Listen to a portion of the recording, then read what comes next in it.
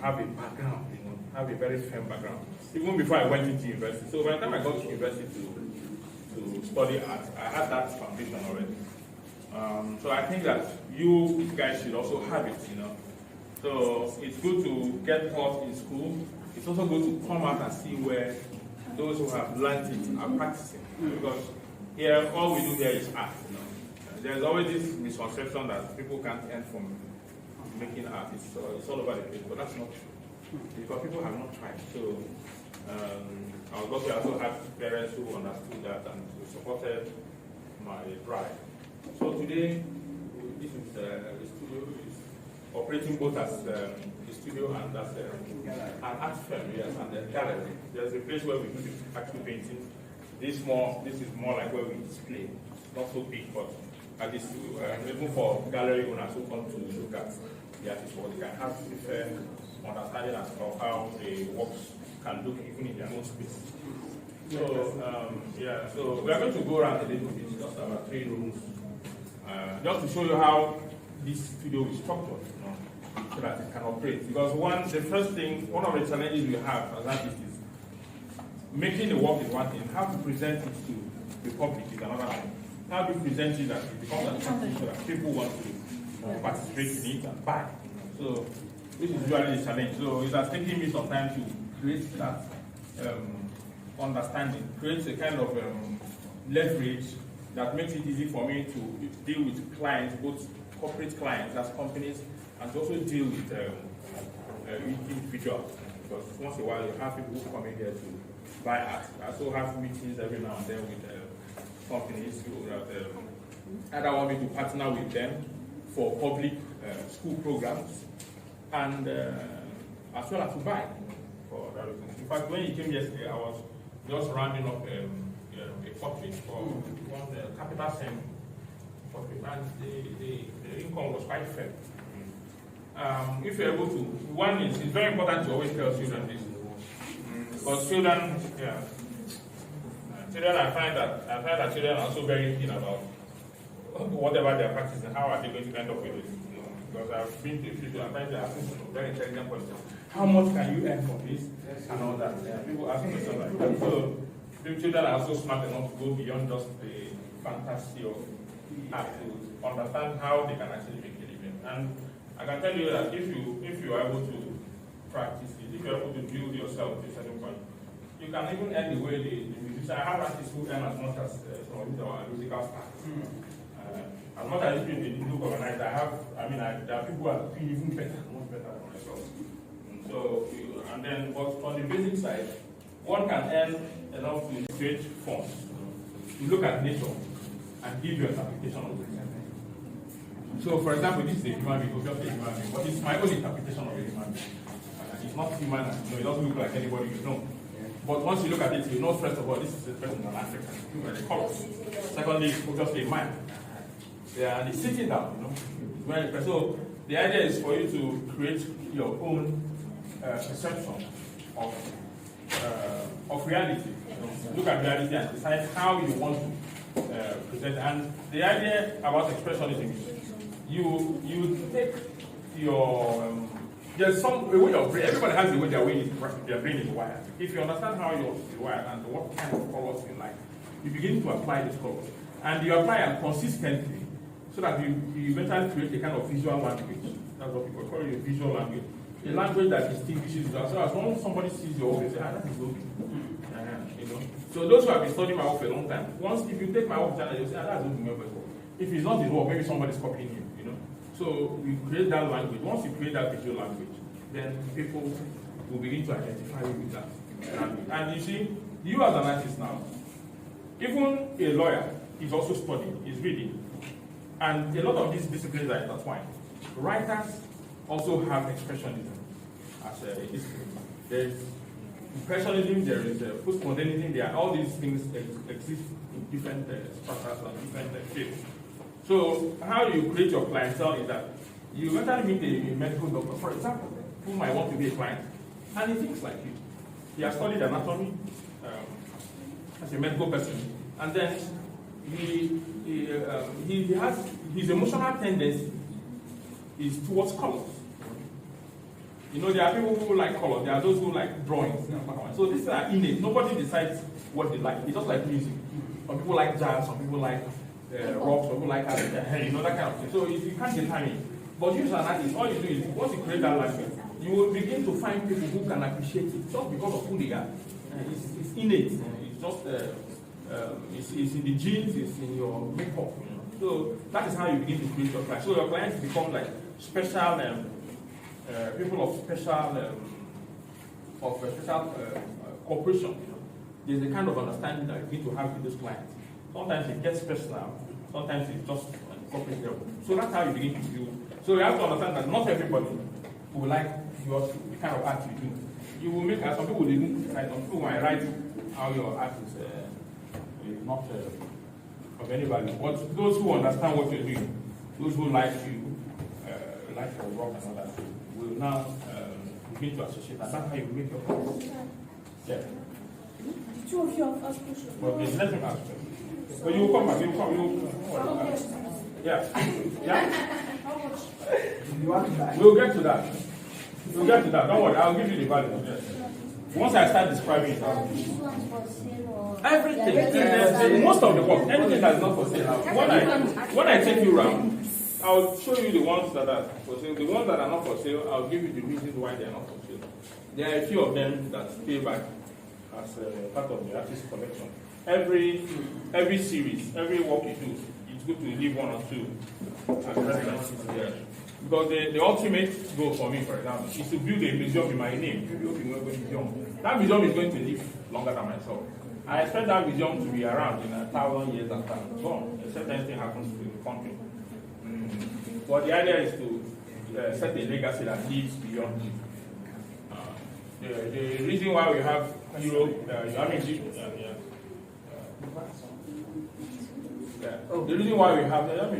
reason why we have other civilizations looking as if they are ahead of us is because they have also built their own history. When you go to these countries, you see they have sustained, not just built. We built a history in Africa. It wasn't sustained, of course, because of all the colonial construction and all that. But you go to a place like Europe, you see museums that are there for 500 years. Yeah. That's any of this. If you want to open that up. So that's just it. The idea is we want to create legacy. We want to create legacy for Africa, for Nigeria. So this is how we start. Yes, please. Sir, yes. If I go to your arts, this is your occupation, right? Absolutely. So, sir, as your occupation, they are always discourages on your work, like they don't support. So, sir, what gives you morale? Yes, what gives you courage to continue your passion?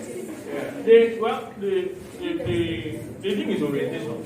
That's what I said in the beginning. That if you have the right orientation, once you have the right orientation and you believe in what you're doing, it don't matter what anybody does. The first thing you will do as an artist is that you make the art. When you make the art, you have to look for how to sell it.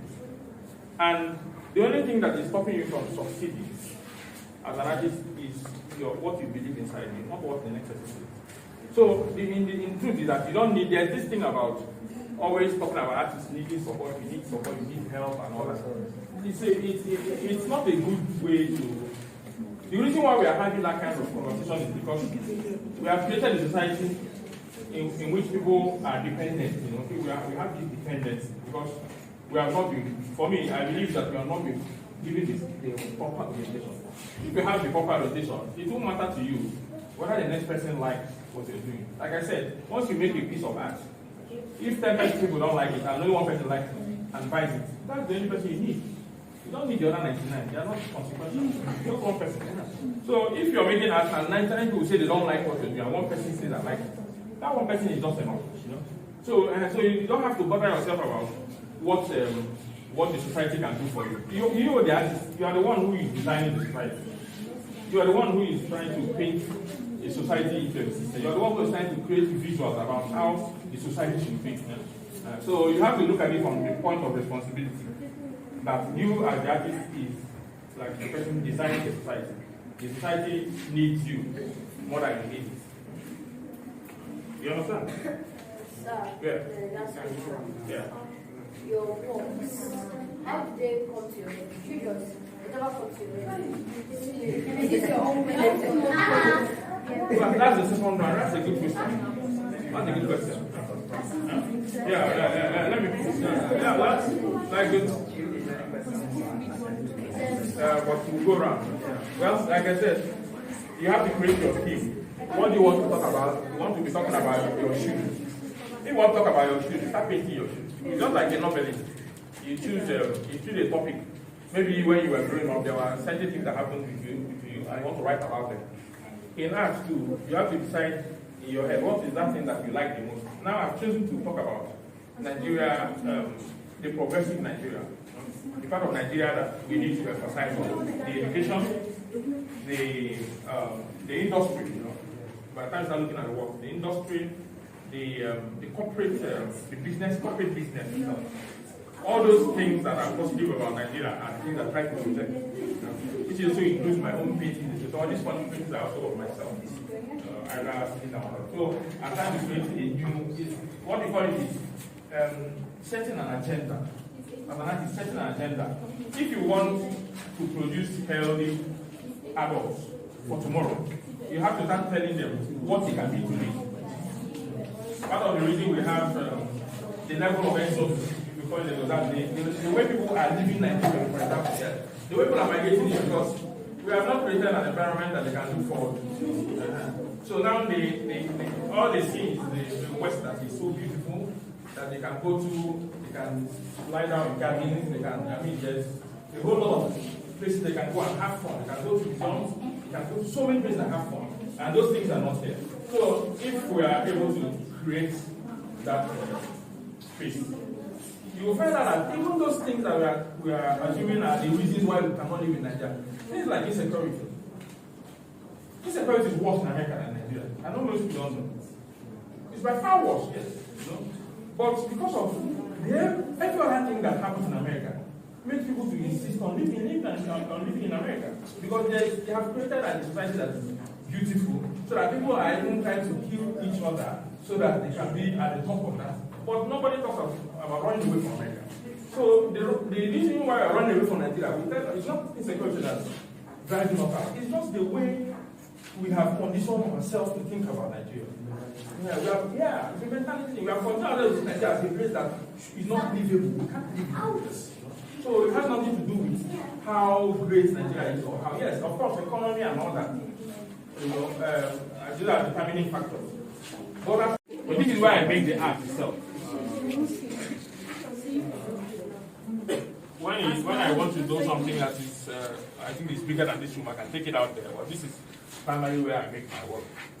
So this place is not a display place. It's just, this is actually the mini studio itself. So where I work things and then when I finish, depending on what I think about the picture, I might decide to take it out there and display. I want to talk, say a thing or two about the materials that I use. Yes, the materials.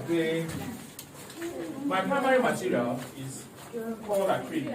I'm not sure you guys have started using it. Acrylic paint, started using it.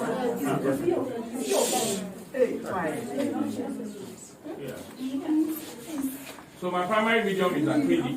I use it on paper, I use it on canvas. So that's what I've always worked with from university time till now. Of recent, I began to work with these cans, these used cans. The used cans is the same thing I talked about essence. When you're making art and you want to give it an essence, then you begin to think about what solution you want to confer to the society. Now, the first thing is we have amongst our many problems, we have environmental problems, which Nigeria is contributing largely to, from the gas flaring going on in the Niger Delta to our refuse bins all over the place that are not properly disposed. So it's a challenge that everybody is trying to put their hands together to solve. And then this environmental problem is happening in different fields. In engineering, they're talking about it, how to recycle material either from vehicles and all that, how to smelt and reuse and all that. So in art now, we are also discussing the environmental problem. Now, our argument for the environment is that most of what we use, many of these artificial waste, we sometimes end up in the seas and block sea life and all that. We can actually use them to make art. Yeah, so the argument is both ways. The first argument is utility and existence. In the environment, not even on this terrorism and all that. Those ones can't do much. You know? They have their own thing. Crime and all that, they always have a limit to how much they can cause damage to humanity. But the environment, if the environment becomes so bad that you cannot farm and there's no wildlife, human existence will not be sustained. So it's easier for us to go extinct because we are not taking care of the environment. Which is why the environment is actually the number one. If you go to the global body, that you go to the UN now, and the environment is the number one problem in the world. Yeah, it's listed as the most. So if you go to the UN, United Nations. United Nations is an organization of all the countries in the world. Yeah. They designate the environmental problem as the first, the most important problem. That's why they talk about climate change and all this. And the climate change and these issues are happening because we are not taking care of the environment. So this is what today's arguments, these paintings are meant to discuss. So now the painting becomes more like a reference, but now you want to talk about the environment. Either as a biologist or